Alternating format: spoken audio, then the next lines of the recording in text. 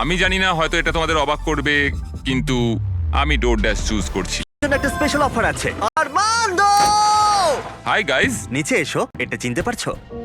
হ্যাঁ, তোমার জন্য খাবার ভর্তি একটা গ্যালারি। আর এই খাবারটাই তুমি গত 30 দিন ধরে খাচ্ছ। যেহেতু তোমার 24 ঘন্টার খাবার বাকি আছে, তাই আমি তোমার জন্য পর্যাপ্ত খাবার এনেছি যাতে তুমি বাকি ভিডিওটা শেষ করতে পারো। কিন্তু বাকি 70 দিনের পর্যাপ্ত খাবার দেবার আগে আমি তোমার জন্য একটা অফার এনেছি। এই যে ক্যান্ড চিকেন এবং টুনা ক্রমাগত খেয়ে চলেছো, তার বদলে একটা ফোন নিতে পারো যাতে ডোরড্যাশ ইনস্টল করা আছে, যার সাহায্যে তুমি যে কোনো খাবার অর্ডার করতে পারো।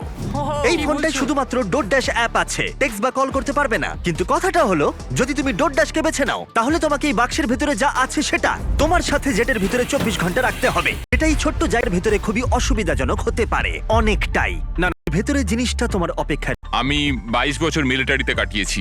আমার মনে হয় আমি নিজেকে সামলে নিতে পারবো।